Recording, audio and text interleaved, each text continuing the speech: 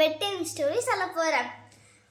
விநாயகர் கோயிலில் எல்லாம் கூட்டமாக வந்து சாமி கும்பிட்டு இருந்தாங்களாம்.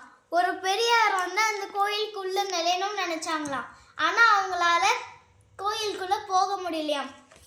ஒரு சிறுவன் கோயிலுக்கு வரும்போது வந்து அந்த பெரியவரை கை பிடிச்சிட்டு கூட்டிகிட்டு போனானா. பூஜையெல்லாம் பார்க்க வச்சானா.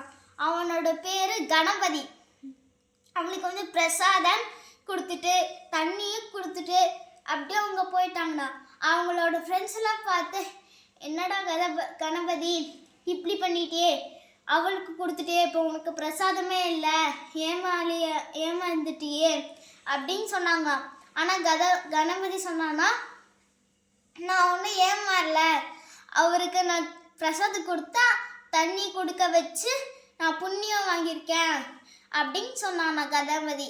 அப்போ தான் அவங்க ஃப்ரெண்ட்ஸ் யோசிச்சாங்களா, அச்சோ நாம் இப்படி தப்பாக சொல்லிட்டோமே அப்படின்னுட்டு சொன்னாங்களாம். The moral of story is, நாம் மற்றவங்களுக்கு உதவி செஞ்சால் நம்மளுக்கு கண்டிப்பாக புண்ணியம் கிடைக்கும். நன்றி.